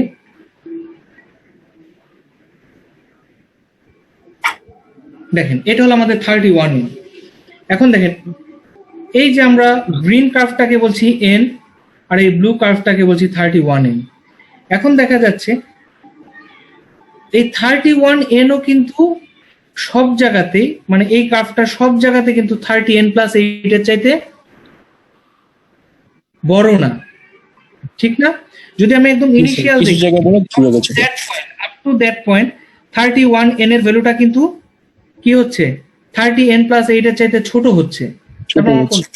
but after n naught equal 8 যদি আমরা বলি n is greater then n naught equal 8, after that এই পজিশন থেকে দেখেন 31n যে ভ্যালুটা আমরা বললাম cn যেটা 31n, সেটা কিন্তু always greater than 30n plus 8 হচ্ছে। অ্যাকচুয়ালি জি আর স্যার। একটু ক্লিয়ার করেন স্যার, আর একটু। or take the value of n not, আমাদের এই n নটটাকে অ্যাকচুয়ালি এই কারণেই ফাইন্ড আউট করতে হয়, আদারওয়াইজ আমাদের কন্ডিশনটা স্যাটিসফাই, কারণ আমাদের যে কন্ডিশনটা ছিল কোন সেটা পয়েন্ট থেকে হচ্ছে এটা বড়, তাই function of n always less দেন আসতে হবে আমাদের c অফ n। হ্যাঁ বলুন। স্যার এটা বলতে চাচ্ছিলাম যে ওই যে এর আগে যে প্রিভিয়াস গ্রাফটা দেখাচ্ছিলেন বিগ অফ নোটেশন, যে বিগ হ্যাঁ। Of G function of n equal to function of N, মানে ওই যে ফাংশন অফ এন অপেক্ষা মানে সিজি ফাংশন এন গ্রেটার এই যে ফাংশন অফ এন, ওই গ্রাফের সিমিলার না স্যার? এই যে এটা দেখেন, এই যে আমরা এর জন্য এখানে কিন্তু আমরা n নট বিবেচনা করেছি। জি স্যার, After এটা n not, যেটা বোঝার। আফটার n নট দেখেন এই ফাংশন অফ n এর ভ্যালু অলওয়েজ কিন্তু লেস দেন cgn, কিন্তু তার আগ স্যার, পর্যন্ত এটাই বলতে চাচ্ছিলাম। f অফ n এর ভ্যালুটা কিন্তু cgn এর চাইতে বড় হয়ে যাচ্ছে। জি স্যার। এর জন্য আমরা বলেছি, পয়েন্টের পরে এটা ছোট অথবা বড়, এটা চিন্তা হ্যাঁ এর জন্যই বলা হয় যে আমাদেরকে একটা পজিটিভ কনস্ট্যান্ট c চুজ করতে হবে এবং আরেকটা কনস্ট্যান্ট n নট এরকম চুজ করতে হবে এরকম ভাবে যাতে c এবং n এর জন্য এই কন্ডিশনটা অলওয়েজ ট্রু হয়।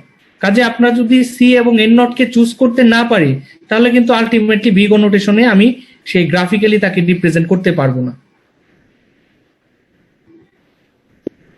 জি sir. G sir.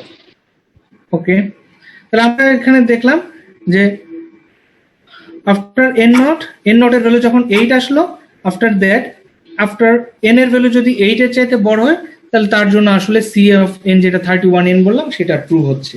This is the solution. তার মানে আমরা বলছি যে right to the n equal 8, n equal 8 এর রাইটে যতগুলো ভ্যালু থাকবে তার জন্য আসলে আমার এই বিগ ও নোটেশনটা প্রযোজ্য। অর্থাৎ এর জন্য আমরা বলছি 30n প্লাস 8 অবশ্যই কি হবে, বিগ অফ n আসবে, elements of big of n। কখন? যখন c equal 31 and n naught equal 8। এর জন্য আমাদের যখন কোনো প্রবলেম আসবে, প্রবলেম আপনাদের পরীক্ষায় যখন সলিউশন করবেন তখন আপনাদেরকে অবশ্যই এই যে the constant value of c and n naught এই ভ্যালুগুলোকে ফাইন্ড আউট করতে হবে।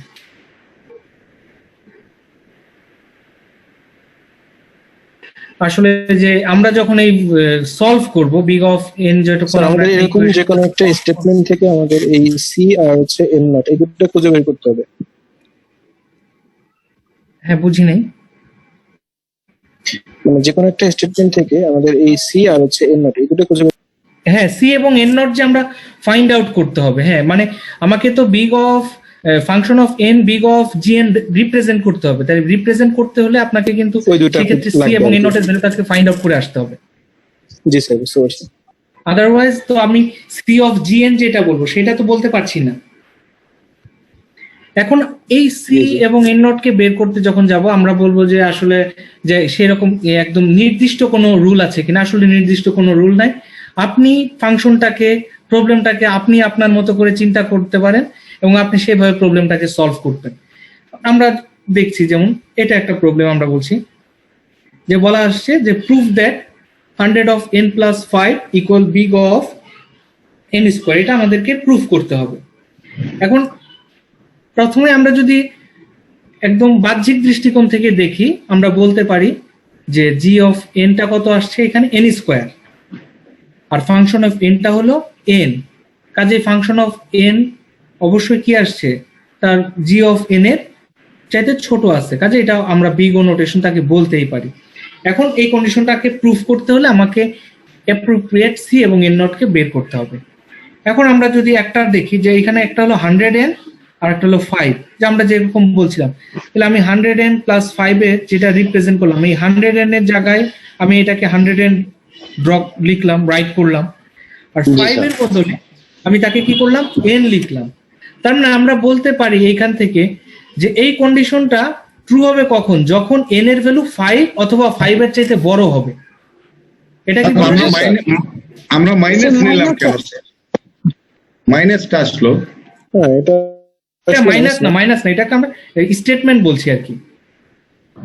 নেক্সট একটা ইসে শুরু আর কি বলা যায়, শুরু করেছি আর কি।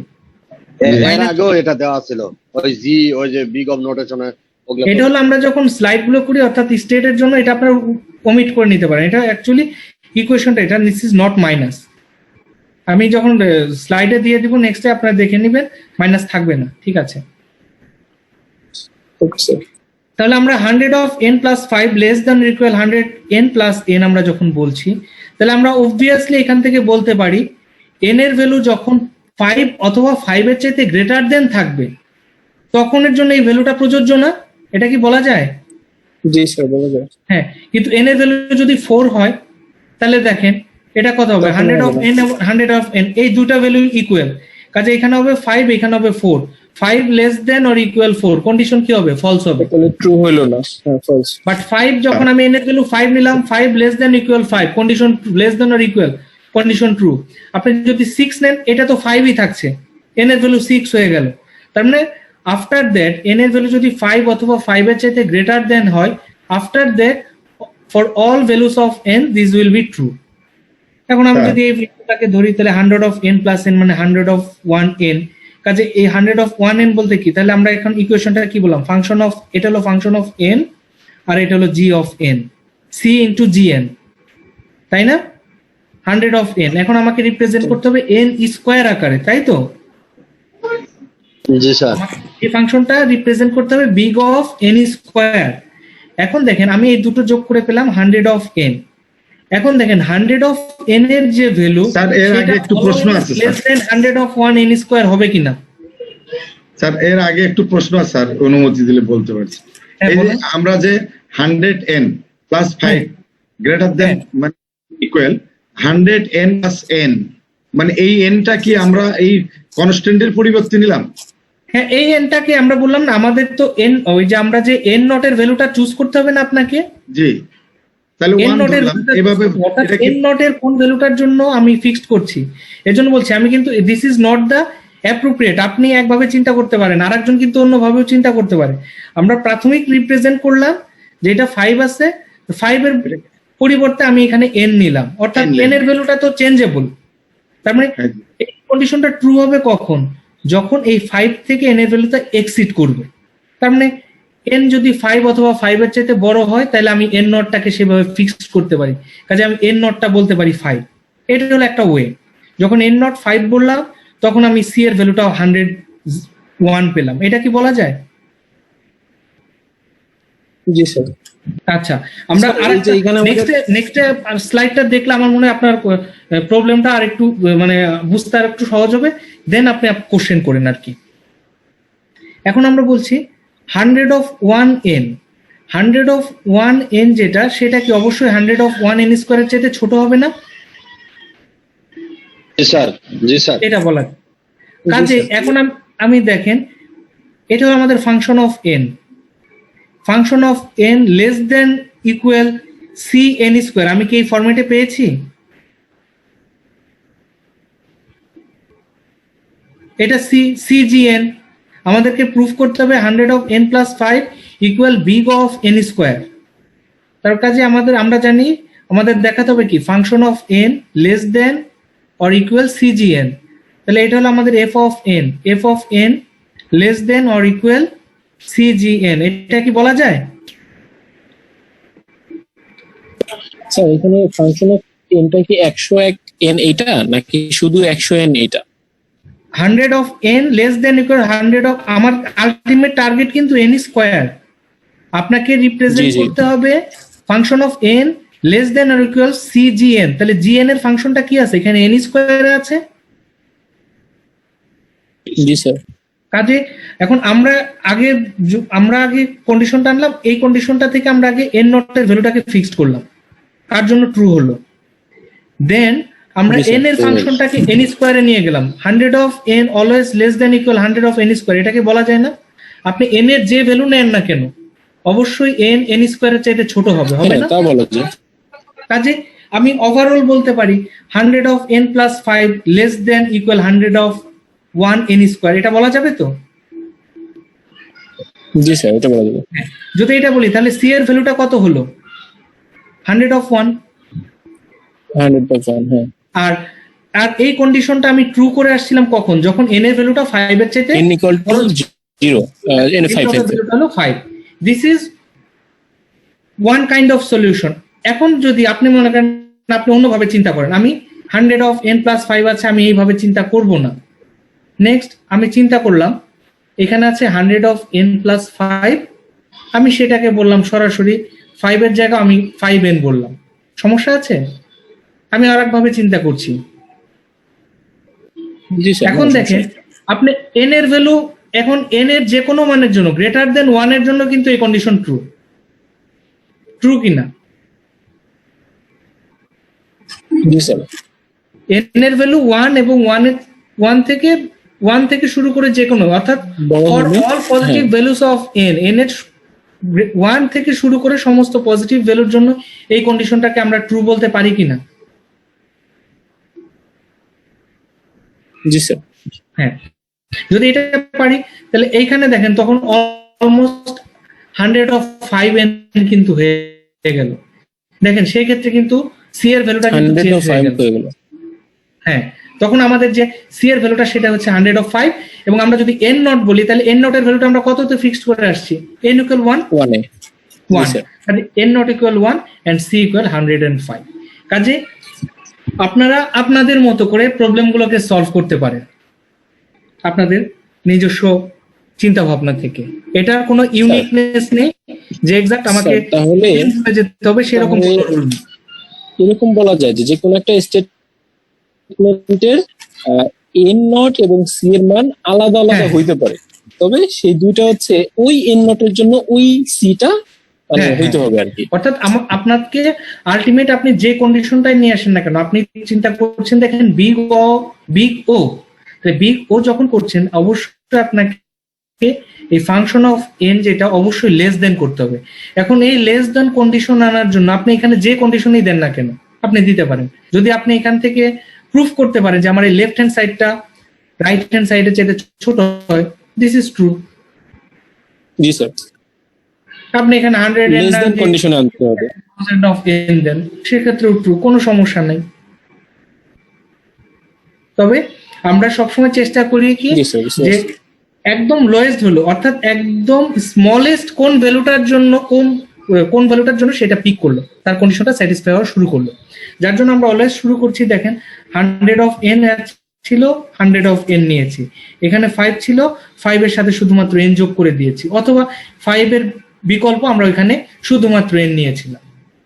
বা আপনি যদি 100 এর জায়গায় 1000 অফ এনও করেন সেই ক্ষেত্রেও তো সমস্যা নেই, সেক্ষেত্রে এটা 105 এন এর কার্ভ হয়েছে, সেটা 1005 এন এর কার্ভ আসতো।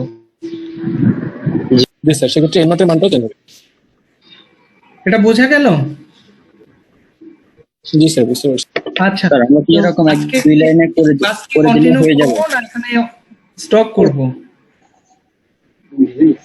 জি স্যার, বুঝছি না। না, ক্লাস কি আপনারা কন্টিনিউ করব? মানে আরো ম্যাথমেটিক্যাল টার্ম আছে এজন্য বলছি, যদি আপনারা বলেন তাহলে আমি কন্টিনিউ করব, আদারওয়াইজ নেক্সট ক্লাসে হলো বাকি যে। সমস্যা নাই আমাদের স্যার। আচ্ছা ঠিক আছে স্যার, আমাদের ওকে, থ্যাংক ইউ। স্যার ম্যাথ গুলো কি এভাবে যেভাবে আছে মানে দুই এক লাইনে আমরা শেষ করে দিব এভাবে, মানে যেভাবে আমরা হ্যাঁ। ম্যাথ গুলো কি মানে আমরা একটু বাইরে আছি তো, আমাদের বাসায় একটু নেটের প্রবলেম মনে হয়। বাইরে আছি তো স্যার, এখানে আসলে বাসায় নেট পাচ্ছে না, বাইরে এসে ক্লাস করে। না, আমি সেই জন্য বলছি যে আমার কোনো সমস্যা, আপনারা যদি বলেন আমি কন্টিনিউ করব। বুঝা ভাই, আমার মনে হয় ক্লাস টার্মিনেট করে দেওয়া হয়েছে সেটা। ঠিক আছে স্যার, তাহলে আজকের মতো থাক, সবাই চাচ্ছে না। না, যদি আপনাদের প্রবলেম থাকে তাহলে আমি হয়তো নেক্সটে করবো, আর আদারওয়াইজ যদি মনে করেন যে না হয়তো আরো 15 মিনিট কন্টিনিউ করা যাবে তাহলে তো আমি কন্টিনিউ করতে পারি। স্যার 15 মিনিট আমার মনে হয় সবাই কন্টিনিউ করতে পারবে স্যার। আমি ভাবছি বুঝি আরো আধা ঘন্টা 1 ঘন্টা। আমারও তাই মনে হয়। ওকে, থ্যাংক ইউ স্যার, আমরা শুরু করি, সমস্যা নেই। আচ্ছা আচ্ছা, আমরা স্যার একটু মানে কন্টিনিউ না করলে মেবি ভালো হয়। বাসাতে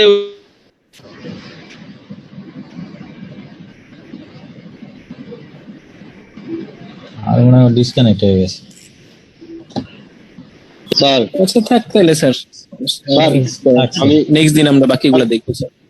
স্যার আমি একটা কথা আমি বলতে বুঝতে পারছি আসলে আমি কি মানে কেউ বলছেন কন্টিনিউ করতে, না অন্যরা স্যার, বলছেন স্যার, continue স্যার না ক্লাস করতে। টার্মিনেট করে দেন স্যার আপনি।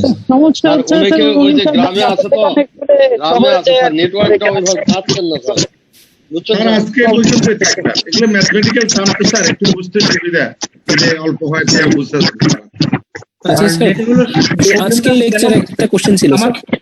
আমার কথাটা একটু শোনার চেষ্টা করুন। সেটা হলো খুব সম্ভবত ঈদের কারণে আগামী উইকে কিন্তু আমাদের ক্লাসটা হবে না জি স্যার, 4 তারিখ পর্যন্ত। হ্যাঁ, তাহলে সেই ক্ষেত্রে কিন্তু আমাদের একটা গ্যাপিং থাকছে।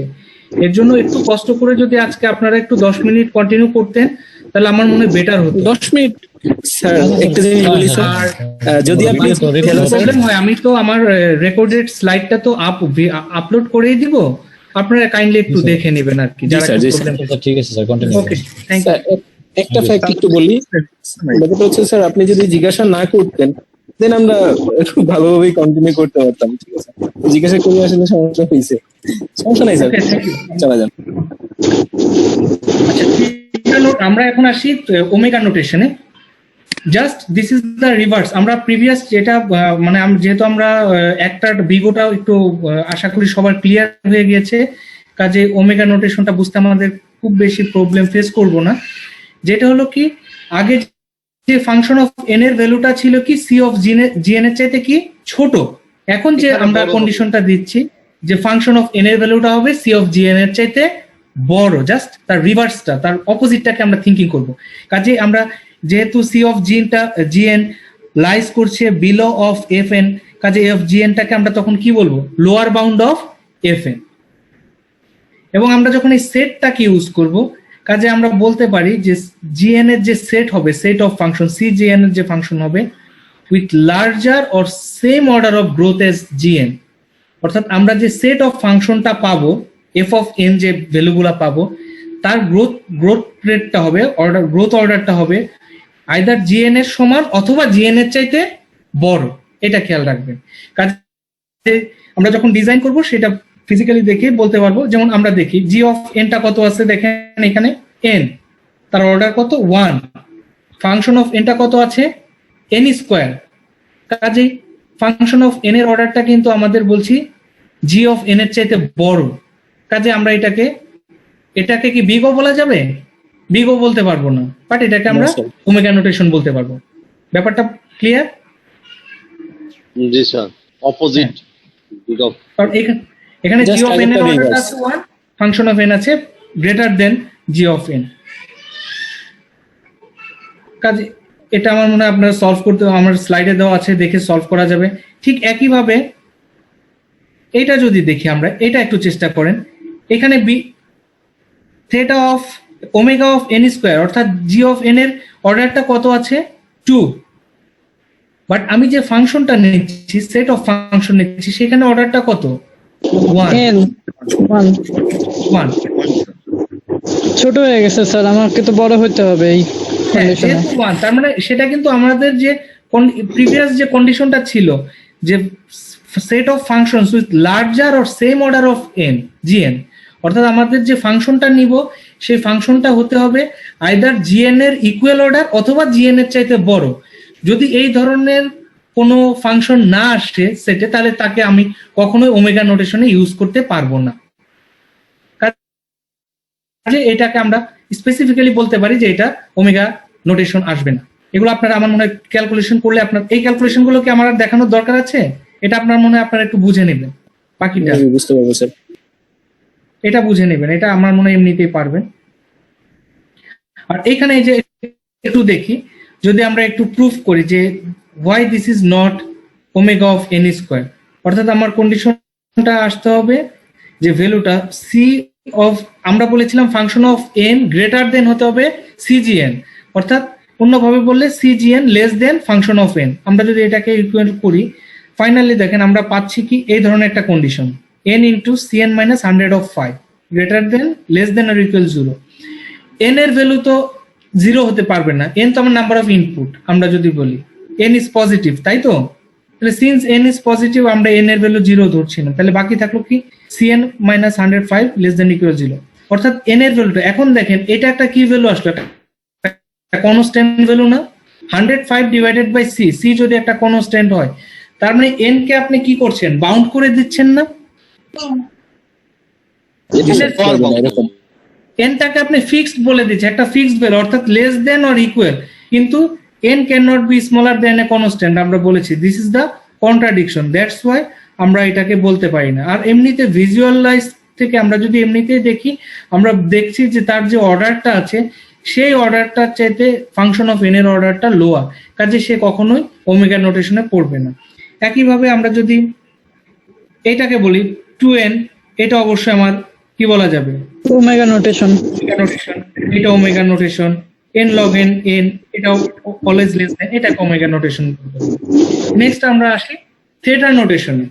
থিটা হলো if the function lies between big O and omega b, এটা দেখেন এটা হলো আমাদের big O নোটেশন ছিল, যেখানে c2gn এর চাইতে ফাংশন অফ n এর ভ্যালুটা ছোট আসছিল, আর এটা ছিল কি আমাদের ওমেগা নোটেশন, তাই না, c1gn।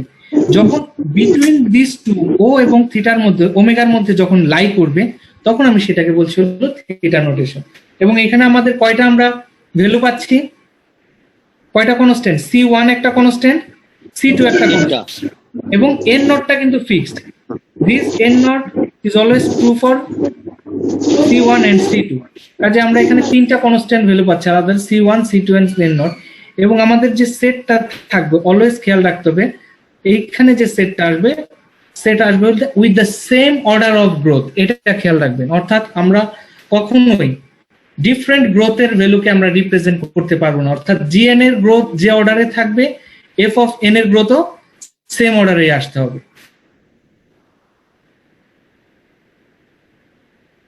ফাংশনটা যদি দেখি একটু, এটাকে আমরা থিটা নোটেশন বলতে পারি। দেখেন এখানে এর গ্রোথটা কত, এন স্কোয়ার, অর্ডার 2, এটার অর্ডার কত, এন স্কোয়ার। কাজে দুটোর গ্রোথই কিন্তু এই ফাংশনের গ্রোথও এন স্কোয়ার, এই ফাংশনের গ্রোথও এন স্কোয়ার। কাজে আমরা বলতে পারি এটাকে একটা থিটা নোটেশন বলা যায়। আমরা যদি একটু সলভ করার চেষ্টা করি, একটু খেয়াল করেন এটা আমাদের টার্গেট কি ছিল। দেখেন টার্গেটটা আসবে এফ অফ এন এর ভ্যালুটা হবে অর্থাৎ C1 GN less than F of N and F of N less than C2 GN। আমরা যদি দেখি তাহলে হাফ, এটা যদি আমার এফ অফ এন হয় তাহলে আমরা বলছি half of n square minus 2 into half of n less than or equal half of n square। এটাকে বলা যায় কিনা দেখেন তো, half of এটাও half of n square, এটাও half of n square। এখানে আমি একটা মাইনাস ইউজ করেছি তাই না, কাজে half of n square এর চাইতে এই ভ্যালুটা অলওয়েজ লোয়ার থাকবে, এটা বলা যায়। n এর যে কোনো ভ্যালুর জন্য এই কন্ডিশনটা ট্রু না? জি স্যার, এটা ট্রু। তার মানে এটা যদি এফ অফ এন হয় আর এটা যদি জি অফ এন হয় তাহলে আমরা বলতে পারি F of N less than or equal C G N. তার মানে এটা কোন কন্ডিশনটা গেল, F of N less than or equal C G N. তার মানে দিস ইজ ফর C2। এখান থেকে আমরা তাহলে কাজে এই হাফের যে মানটা, তার মানে এটা হলো C2 এর ভ্যালুটা আমরা হাফ পেয়ে গেলাম। ঠিক একইভাবে আমরা এখন যদি বলি half of N square minus half of N, এই ভ্যালুটা এখন আমরা গ্রেটার দেন বের করবো। এই ভ্যালুটা always greater than half of N square minus, আমরা বলছি এখানে ছিল হাফ অফ এন, আমরা তার সাথে আর একটা হাফ অফ এন মাল্টিপ্লিকেশন করে দিলাম। এই ভ্যালুটা অবশ্যই এই ভ্যালুটার চাইতে বড় হবে কিনা সমস্ত এন, যখন এন এর ভ্যালু 2, দেখেন যেহেতু হাফ 1/4 আছে, when the value of n is greater than or equal to then this condition is true। এটা কি বলা যায়? এটা অবশ্যই ট্রু হবে।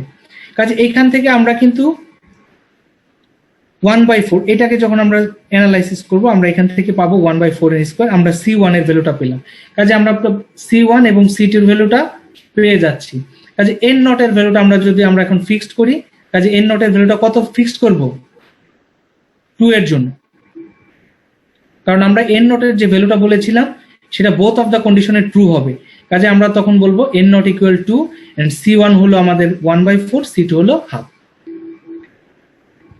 তো এইভাবে আমরা স্যার তাহলে আমাদের কি থিটা নোটেশনের বেলায় যেটা সেই সময় কি স্যার আমাদের C1 C2 দুইটা বের করতে হবে?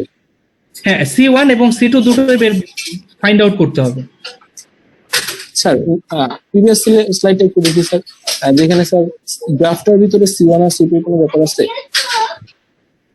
গ্রাফটাতে? জি স্যার। হ্যাঁ, এই যে গ্রাফে দেখেন C1 আছে, C2 আছে, আর এই হলো আমার একটা কন্ডিশন। যে কন্ডিশনের জন্য দেখেন এফ অফ এন এর ভ্যালুটা থাকবে C1 GN এর চাইতে বড় আর C2 GN এর চাইতে ছোট। আচ্ছা ওকে, পরীক্ষার এটাই ছিল অ্যাকচুয়ালি। আমাদের এখানে কিছু প্রবলেম আছে, আপনারা একটু দেখে নেবেন, আমার মনে হয় বাকিটা পারবেন। আর আমরা এই যে যদি একটু রিলেশনটা দেখি, এটা যদি আমরা বিগ ও রিলেশনটা ধরি, এটা হলো আমাদের বিগ ও। দেখেন আমরা এই যে অরেঞ্জ কালার দ্বারা রিপ্রেজেন্ট করছি, এটা গ্রিন দিয়ে দেখেন যে আমরা ওমেগা রিপ্রেজেন্ট করছি। এন্ড বিটুইন দিস টু আমরা টাইটলি তাকে বাউন্ড করছি, এটা তার আপার বাউন্ড, এটা তার লোয়ার বাউন্ড দিয়ে আমরা তার বিগ থিটা অফ এফটাকে আমরা ডিজাইন করছি। এটা কি ভ্যালু ডায়াগ্রাম নাকি? ফাংশনের log n, n log n, n square, n cube এদের কিছু গ্রাফিক্যাল ফিগার দেওয়া আছে, অর্থাৎ তার গ্রোথ অর্ডারটা কিরকম হবে। এবং আমরা যদি দেখি স্পেসিফিক এই গ্রাফ থেকে বোঝাই যাচ্ছে log n এর গ্রোথ অর্ডারটা হলো সবচাইতে কম, তার চাইতে একটু বেশি হলো n, then n log n, n square, n cube to the power. এটা অল টাইম একই রকম তাই না, যেহেতু n দেওয়া আছে? হ্যাঁ, মানে এইভাবেই আসবে। হ্যাঁ ঠিক আছে, এখানে কিছু টার্ম আছে। আচ্ছা, আপনাদের নেক্সটে আমি একটা অ্যাসাইনমেন্ট দিচ্ছি এখান থেকে। এই যে এটা দেখেন, নেক্সটে আমরা আপনারা এটা একটু সাবমিট করবেন। যে এখানে আমরা কিছু ফাংশন দিয়েছি, এই ফাংশনগুলো এবং এখানে প্রুফ করতে হবে, অর্থাৎ এই exactly function of N square G of N, এখন জি অফ এন হলো log of N plus 1, function of N theta of g N কিনা, এখানে জি অফ এন আছে, এখানে এফ অফ এন আছে, এই কন্ডিশনটা থিটা নোটেশন কিনা এটা আমাদেরকে চেক করতে হবে। এটা জি অফ এন আছে, এটা এন আছে, এখানে ট্রু কিনা, এবং এই ট্রুটা আপনার ফিজিক্যাল মানে ভিজিবল থেকে আপনার না, with the constant value of C and N naught এর মাধ্যমে আপনারা রিপ্রেজেন্ট করবেন। আর যদি ফলস হয় তাহলে সরাসরি বলে যে কেন এটা ফলস বা ট্রু হলো না সেটাও উল্লেখ করতে হবে। এই অ্যাসাইনমেন্টটা কাইন্ডলি আপনারা একটু সাবমিট করবেন। তো ঠিক আছে, আমাদের ক্লাস আজকের মতো এন্ডিং। আর স্যার